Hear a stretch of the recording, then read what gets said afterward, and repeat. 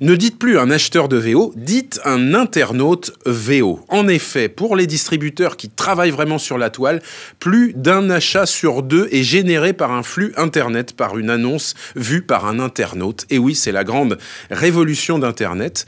Mais au fait, vous êtes-vous posé la question du ciblage de vos annonces? Nous sommes avec Armand Malka, fondateur de Voitures au féminin, et vous avez pris le pari presque insensé finalement, de cibler les femmes acheteuses de VO. Absolument. C'est une idée fantaisiste ou c'est une réalité? Non, c'est une réalité. La femme aujourd'hui est véritablement autonome. Il y a des grands changements sociodémographiques, des femmes qui vivent seules, il y a des changements citadins. Bah oui. Et la femme aujourd'hui s'achète sa voiture. Elle n'a plus besoin qu'effectivement on lui dise c'est ça que je veux ou c'est ça que je ne veux pas. Ça représente la moitié des conducteurs au total. Je crois que c'est 52% des conducteurs qui sont des femmes. Absolument. La femme est très intéressée par certains segments, donc à peu près, j'allais dire, 60% de la classe A et B, c'est la femme. Et à partir de là, donc, toutes ces transformations, on les retrouve aujourd'hui sur le marché de l'automobile. Et on a créé voitureauféminin.fr, le site automobile pour les femmes. Donc ça, c'est le premier changement. Et donc, par rapport à ça, on communique, nous, vers l'audience. Donc, et on cherche à faire venir un certain nombre de partenaires vers cette audience. La femme, jusqu'à présent, effectivement, était plutôt conseillée par l'homme dans le choix de sa voiture. La femme est devenue autonome. Et alors donc, ça, c'était dans les idées reçues, effectivement. Tout à fait, c'est plus que les idées reçues, je dirais plutôt dans la pratique. Ça n'est plus vrai maintenant. Non, ça n'est pas vrai du tout, effectivement. Ça n'est pas vrai. Alors qu'on comprenne bien, vous allez voir les professionnels pour être des partenaires payants en annonce VO, bien sûr, hein, c'est ça le concept. Alors ça, c'est le deuxième changement qu'on a fait, c'est-à-dire qu'on dit aux professionnels, vous déposez vos annonces chez nous et vous payez à la performance. Ah, c'est quoi la performance sur Internet? Alors la performance sur Internet, c'est deux choses. Un, les annonces qui sont visitées, et deux, les formulaires, les leads, entre guillemets, qui sont transmis aux professionnels. D'accord. Et ça change tout, c'est-à-dire qu'un professionnel va mettre sur ce site des véhicules qui correspondent plutôt aux femmes, a priori féminins, ou des véhicules familiaux aussi.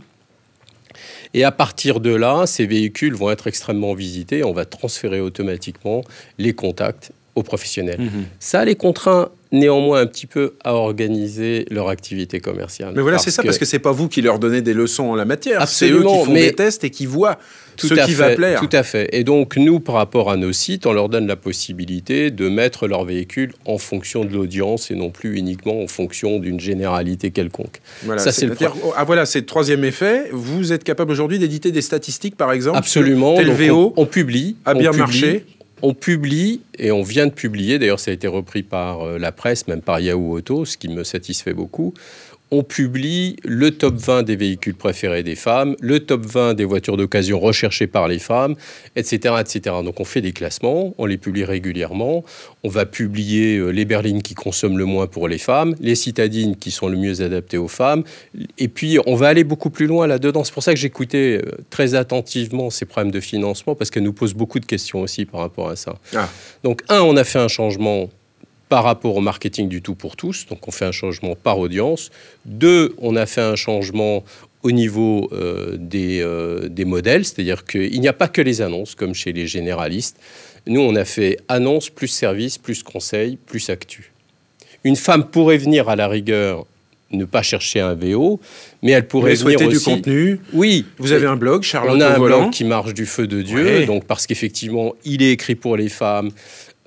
Il raconte une histoire, il n'est pas là à dire les performances, les ceci, les cela, etc. Ça. Bien sûr, il va le dire, mais on raconte l'histoire de l'essai et on raconte effectivement comment c'est intéressant pour la femme. Et la troisième des choses qu'effectivement on a introduit, c'est ce changement de business model. C'est-à-dire que pour le particulier, venir sur voiture au féminin, c'est vraiment low cost. Il ne paye pas. Et c'est plus que low cost, c'est gratuit. Il paiera certaines choses en termes de visibilité, mais très peu de choses. D'accord. Et puis, le professionnel va payer que si son annonce a été visitée. Messieurs, réaction par rapport à cette proposition innovante, astucieuse, Jean Lagrange? Moi, j'ai été jeter un petit coup d'œil sur le site, comme quoi il n'y a pas que des femmes qui vont sur au féminin. Alors et j'ai trouvé effectivement qu'on y a trouvé beaucoup d'informations très diverses sur des conseils, sur effectivement... Et les annonces VO vous semblent-elles ciblées? Alors, je ne les ai pas toutes consultées, j'en ai regardé 2-3, et effectivement, ça correspondait à des profils de voitures dans lesquels on voit plutôt des femmes, c'est vrai. Alors, ce qui est affiché en homepage tourne toutes les 5 minutes et tourne à l'intérieur seulement de 50 modèles. D'accord. Les modèles qu'on a véritablement à étudier et qui sont des modèles que les femmes recherchent, citadines ou pas citadines. Donc, tout ce qui tourne toutes les 5 minutes reprend des modèles, entre guillemets, dits préférés des femmes. Non, je voulais juste dire que je vous rejoignais sur un point, c'est que je pense qu'effectivement, offrir une location longue durée avec prestation de service pour les femmes, c'est quelque chose qu'elles apprécieraient dans l'expérience Carventis qu'on avait fait. On avait beaucoup de femmes parce qu'elles considéraient effectivement que de discuter, même si vous leur donnez des conseils sur l'entretien, la femme, elle se sent démunie face à un garagiste qui lui dit « il faut changer vos amortisseurs, vous vous rendez pas compte, l'accident est au coin de la rue, etc. » alors que c'est peut-être pas vrai. Quand l'entretien est compris dans la prestation et que c'est le loueur qui prend en charge de discuter avec le garage ou de revendre le véhicule d'occasion en fin d'utilisation, c'est très pratique pour les femmes qui se débarrassent de tous ces soucis-là. Nous, plus on ira vers la garantie pour la femme, les services qui vont véritablement garantir un achat ou une vente, et plus on aura gagné la partie. Et ça va relativement loin. Ça va ce que l'on fait avec les experts automobiles. On a inventé un passeport technique. Donc une femme peut, sur une annonce, demander à un expert de faire venir cette voiture sur le banc. Et dans ce cas-là, il va la regarder de A à Z. Ce que je veux dire, c'est autant intéressant pour le vendeur que pour l'acheteur.